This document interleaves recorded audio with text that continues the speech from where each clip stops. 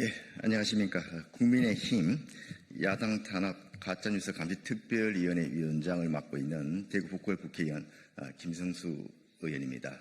오늘 같이 배석한 우리 위원님들 먼저 소개해 드리겠습니다. 우리 가짜뉴스 감시 특위의 우리 고석 위원님이십니다.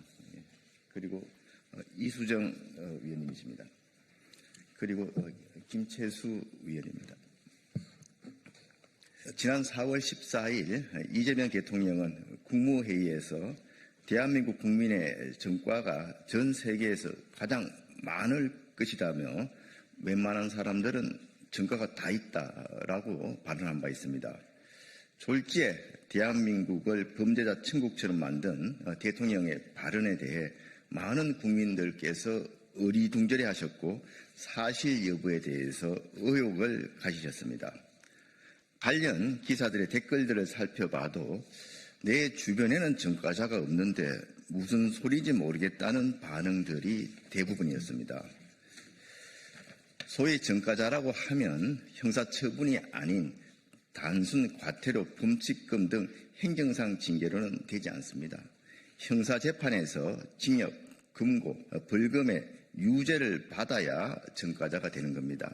저희 의원실에서는 대통령 발언의 진위 여부를 팩트체크하기 위해서 국회 입법조사처 국내 국외 범죄율 분석을 의뢰했습니다. 결론적으로 국회 입법조사처에서 분석한 자료를 보면 대통령의 발언은 사실이 아닌 거짓이었습니다. UN 마약범죄사무소 UNODC의 자료에 따르면 인구 10만 명당 유죄 판결을 받은 인원이 대한민국은 2022년 기준 384명 정도였는데 독일은 769명, 덴마크는 892명으로 2배 이상 높았고 스위스 1158명, 호주 1022명 등 선진 국가들 가운데서도 무려 3배 이상으로 높은 국가들이 다수 있었습니다. 이렇게 이재명 대통령의 발언은 명백한 가짜 뉴스였던 것입니다. 이에 본 의원은 가짜뉴스를 바로잡고 국민들께 정확한 사실을 알리기 위해 언론사에 해당 자료를 제공했고 지난 4월 19일 매일경제는 단독으로 한국 전과자 독불 절반 이 대통령 한국 최다라는 제목으로 기사를 작성 보도했습니다. 그런데 해당 기사와 제목이 대통령의 심기를 건드렸는지 결국 기사 제목에서 이 대통령 발언 부분이 쏙 빠지고 한국 전과자 독일, 프랑스 절반 수준으로 변경되었습니다. 보이지 않는 외압이 있었는지 제목도 기사 내용에도 이재명 대통령의 발언 부분은 모두 삭제되었습니다. 또한 청와대에서는 법원 자료인 2022년 사법영감에서 인구 10만 명당 전과자 수는 1,465명 수준이라며 기사 내용은 사실과 다르다며 오보 대응을 하겠다고 급박까지 했습니다.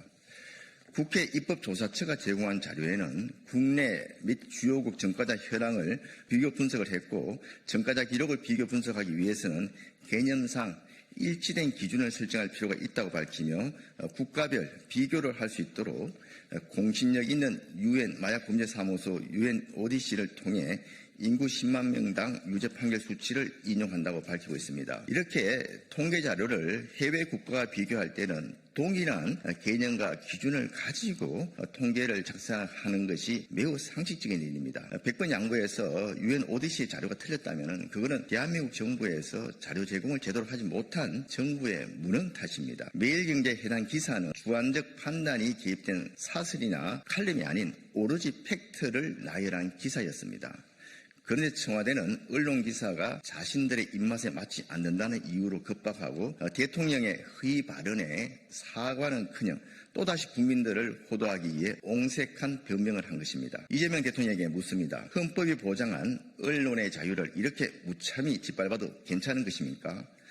손바닥으로 하늘을 가릴 수 없다는 말이 있습니다. 매일경제의 해당 기사의 댓글들을 보면 국민들께서 얼마나 분노했는지 알 수 있습니다. 존경하고 사랑하는 국민 여러분, 대한민국이 범죄 국가입니까? 아닙니까? 세계적으로도 우리 대한민국은 치안이 좋고 안전한 나라입니다. 이는 각종 통계와 국제기관의 평가가 증명해주고 있습니다. 세계 최대 도시국가 비교 사이트인 넘베오가 발표한 세이프티 인덱스 바이 컨트리 2026 2020년 통계에 따르면 대한민국은 국가별 안전지수에서 아주 상위권에 속하며 매우 안전한 국가에 해당됩니다. K드라마, K웹툰 등 K컬처로 수십 년간 어렵게 쌓아 올린 대한민국에 대한 세계인들의 우호적인 국가 이미지를 대통령의 깃털보다 가벼운 언행으로 일거에 추락시킨 사태에 대해 깊은 유감을 표합니다. 옛말에 먼 눈에는 뭐만 보인다는 말이 있습니다. 이재명 정부는 동서고금을 막론하고 유례없는 전과자 정부입니다.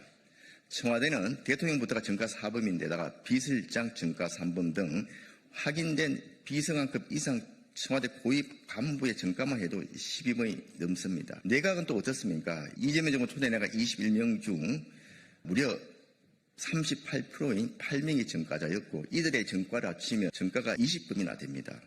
이재명 대통령 주변에 이렇게 많은 전과자가 있기 때문에 저런 발언을 한 것이 아닌가 의심이 되는 부분입니다. 민주당 국회의원은 또 어떻습니까? 임기 시작 2년도 채 되지 않아서 대출 사기로 인한 특가법 위반, 재산 축소 신고로 인한 공선법 위반 등 범죄 행위로 의원직을 상실한 의원만 3명이나 됩니다. 다가오는 6.3 지방선거에 출마한 민주당 후보들을 보면 더욱 기가 막힙니다. 17개 시도지사 민주당 공천자 중 거의 절반에 가까운 8명이 전과자입니다. 서울 정은호 후보자는 전과 2범, 경남 진경수 후보자는 전과 4범, 경북 오준규 후보는 전과 2범에 심지어 20대 총선 낙선 이후 선거 보전 비용 5,400만 원을 아직까지 납부하지도 않고 민주당 후보가 되었습니다. 이뿐만이 아닙니다. 민주당 공천을 받은 성남시장 후보는 공무집행 방해 상해로 벌금 300만 원, 부천시장, 과천시장 후보는 음주운전 전과가 있습니다. 대통령이 음주운전 전과가 있으니 음주운전 전과는 거의 훈장 수준입니다. 청소년들의 미래를 책임질 경기도 교육감이 출마한 좌파 성향의 교육감 후보인 안민석 전 민주당